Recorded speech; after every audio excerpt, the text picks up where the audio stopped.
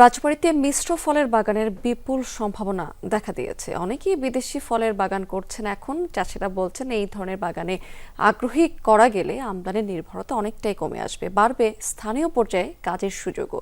কৃষি বিভাগ বলছে যে বাগানীদের পাশে আছে সরকারের এই প্রতিষ্ঠান, দেয়া হচ্ছে প্রয়োজনীয় সব ধরনের পরামর্শ।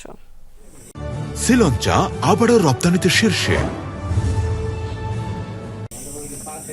বাগানী জিল্লুর রহমান রাজবাড়ীর ভেল্লাবাড়িয়া গ্রামের বাসিন্দা। বিদেশি ফলের আমদানি নির্ভরতা কমানোর পাশাপাশি বিষমুক্ত ফল উৎপাদনের লক্ষ্যে 2023 সালে ইউটিউব দেখে বাগান করতে আগ্রহী হন।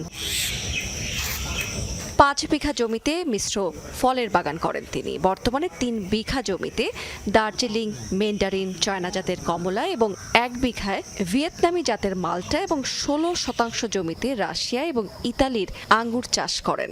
আমার বাগানে প্রথম বছর তো এবারই প্রথম আসলো, তো অল্প কিছু আছে আঙ্গুর আছে, আর আমার বাগানে আছে 600 কমলা গাছ আছে, 50টি মালটা গাছ আছে, আর অনেকগুলো আঙ্গুর গাছ আছে। এদিকে রাজবাড়ীতে মিশ্র ফল বাগানে সফল চাষী সারোয়ার হোসেন বাবু। জেলায় প্রথম তিনি বিদেশি জাতের আঙ্গুর সহ কমলা আর মালটার বাগান করেছেন তিনি। এখান থেকে অনেকেই চারা সংগ্রহ করছেন। কমলা, মালটা এবং আঙুর পর্যাপ্ত পরিমাণ এবং খুব সুন্দর ফল এখানে ধরেছে। দেখার পরে আমার কাছে আমি নিজেই তো করার জন্য সত্যি অনেক উদ্বুদ্ধ হচ্ছি। বিদেশি ফল আমরা যদি দেশে জন্মাইতে পারি, আমাদের অনেক লাভবান হবো, অনেক প্রতিষ্ঠিত হব। কৃষি বিভাগ থেকে যদি ভালো সহযোগিতা কৃষক পায়, তাহলে আমি আশা করব এই ফল উৎপাদন করে বাংলাদেশ নির্ভরশীল হবে। বিদেশ থেকে আমাদের 1 টাকার ফলও আনতে হবে।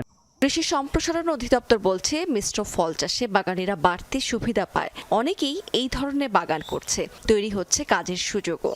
আমরা অনেক কৃষককে এই পদ্ধতি অনুসরণ করার জন্য পরামর্শ দিচ্ছি। তাদের গুলা কিন্তু রসালো হচ্ছে পোয়াগুলা। এবং মালটার ক্ষেত্রে একটা গুরুত্বপূর্ণ বিষয় হলো হারভেস্টিং টাইমটা। কৃষি বিভাগ বলছে উৎপাদন বাড়াতে প্রশিক্ষণ দেয়া হচ্ছে বাগানীদের। রাবেয়া স্মৃতি, যমুনা নিউজ।